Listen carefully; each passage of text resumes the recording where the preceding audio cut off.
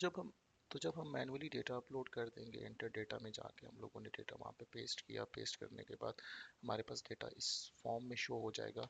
अब हम उसको विजुअलाइज करना चाहते हैं, तो मैं एक इसका चार्ट बनाना चाहूँगा, लाइन चार्ट बनाना चाहूँगा। तो लाइन चार्ट में वो मुझसे, मैं यहाँ से डेटा सेलेक्ट करूँगा, इसको मैं थोड़ा सा रीअरेंज कर देता हूँ।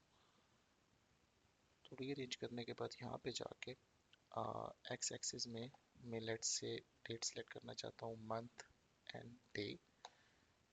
और मैं इसके वाई एक्सिस में मैं इसको कंपेयर करना चाहता हूँ सेल्स के साथ और ग्रॉस मार्जिन के साथ। तो मेरे ग्रॉस मार्जिन और सेल्स यहाँ पे आ रहे हैं। उसके बाद मैं इसकी फॉर्मेटिंग कर सकता हूँ, यहाँ पे कुछ भी मैं ऐड डेटा लेबल लेट से ऐड करना चाहता हूँ कि 0.6 मिलियन, 0.56 मिलियन, 0.51 मिलियन। तो यहाँ पे मैं हेडर्स के नाम चेंज करना चाहता हूँ, लेजेट्स में कुछ डालना चाहता हूँ। तो मैं इसको यहाँ से मेरे पास ऑप्शंस आएंगे जिसको हम डिटेल में आगे डिस्कस करेंगे। तो इधर इसके बाद में अगर कोई एक और यहाँ पे मैं बनाना चाहूँ, लेट से मैं बार चार्ट बनाना चाहता हूँ। तो मैं बार चार्ट के लिए मैं इसको थोड़ा छोटा कर दूँ अगर लेट से। तो अब मैं इसका डेटा यहाँ पे एक्स एक्सिस में लेट से मैं इसको देखना चाहता हूँ बाय स्टोर टाइप, और वाई एक्सिस में मैं इसके ग्रॉस मार्जिन्स देखना चाहता हूँ।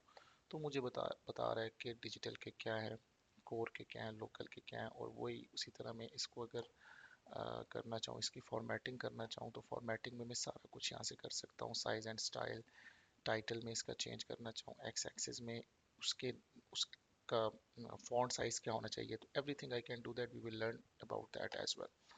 सो हम एक और ट्राई कर लेते हैं। लेट से हम लोग एक कार्ड यहाँ पे चेक कर लेते हैं कि कार्ड में हम लोग क्या देखना चाहते हैं। कार्ड में हम लोग देखना चाहते हैं लेट से हमारे ग्रुप वाइज सेल्स देखना चाहते हैं।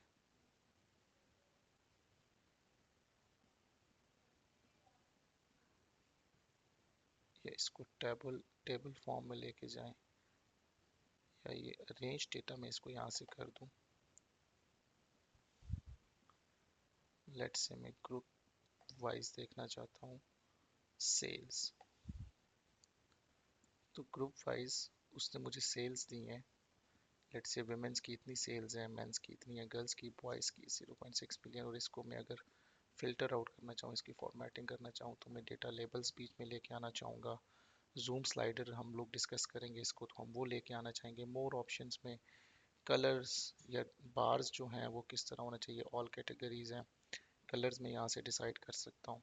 लेट से डार्क ब्लू कर लेता हूँ इसको। तो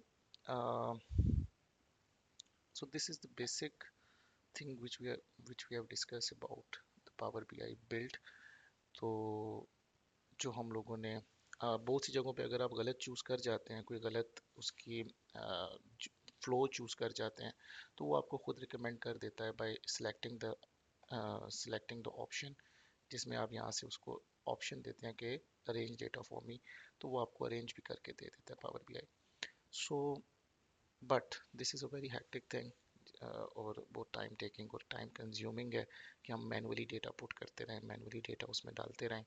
और जब भी नया डेटा आएगा तो हमें बार बार कॉपी पेस्टिंग जाके करनी पड़ेंगी। और ये तो हमारे पास एक डेटा है, लेकिन अगर हमारे पास बहुत सारे डेटाज हों तो उसमें हम लोग जब कॉपी पेस्ट करेंगे तो हमारे पास एरर्स करने के चांसेस हमारे ज़्यादा होंगे। सो इट इज़ बेटर कि हम लोग इसको ऑटोमेट करें थ्रू पावर क्यूरी। इसीलिए हम अपनी अगली वीडियोस के अंदर पावर क्यूरी के ऊपर बात करेंगे, how to develop the power Curie.